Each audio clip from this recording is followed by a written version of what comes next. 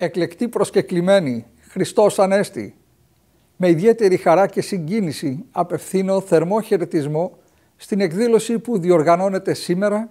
29 Απριλίου, στο Μουσείο Μπενάκη για την επικείμενη έναρξη των εργασιών του 11ου Διεθνούς Θερινού Πανεπιστημίου με τίτλο «Ελληνική γλώσσα, πολιτισμός και μέσα μαζικής ενημέρωσης», το οποίο θα λάβει χώρα στους φιλόξενους χώρους του Μαλιώτιου Πολιτιστικού Κέντρου της Θεολογικής μας Σχολής του Τιμίου Σταυρού σε συνεργασία με το Πανεπιστήμιο Ιωαννίνων. Το φετινό θέμα, ομογενειακά μέσα ενημέρωσης, προκλήσεις και προοπτικές για την ελληνική γλώσσα και πολιτισμό, αποκτά ιδιαίτερη σημασία, καθώς αναδεικνύει τον κρίσιμο ρόλο της ομογένειας και των μέσων μαζικής ενημέρωσης στη διατήρηση και την προώθηση της ελληνικής γλώσσας και της πολιτιστικής μας κληρονομιάς.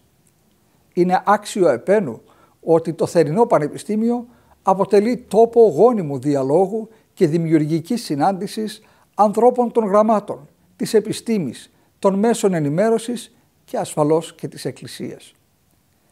Η Ιερά Αρχιεπισκοπή Αμερικής στηρίζει σταθερά κάθε προσπάθεια που ενισχύει την ελληνική παιδεία, τον πολιτισμό και τη γλωσσική συνέχεια του ελληνισμού στη Διασπορά.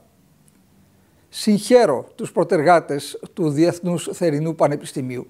τον κύριο Γεώργιο Καντώνη, την κυρία Χρυσούλα Κουρκουντή και την καθηγήτρια Νικολέτα Τσιτσανούδη Μαλίδη, οι οποίοι μαζί με τις δυναμικές ομάδες των συνεργατών τους συνδέουν τις δύο άκρες του Ατλαντικού, τις ζωτικές δυνάμεις του ελληνισμού, σε μια εξόχως δημιουργική σύμπραξη. Εκφράζω και ιδιαίτερες ευχαριστίες προς το Μουσείο Μπενάκη για τη διάθεση των χώρων του, για την παρούσα εκδήλωση, για τη γενικότερη υποστήριξή του στις προσπάθειες διάδοσης του ελληνικού πολιτισμού εκτός Ελλάδος, καθώς και για την επιτυχημένη συνεργασία του εδώ και 1,5 έτος με το Μαλιώτιο Πολιτιστικό μας Κέντρο,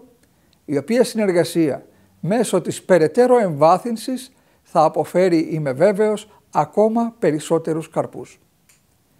Εύχομαι από καρδιάς κάθε επιτυχία στο 11ο Διεθνές Θερινό Πανεπιστημίο και καλωσορίζω όλους όσοι θα συμμετάσχουν στις εργασίες του στη Βοστόνη με τις ευχές και τις προσευχές μου για μια καρποφόρα και ευλογημένη εμπειρία.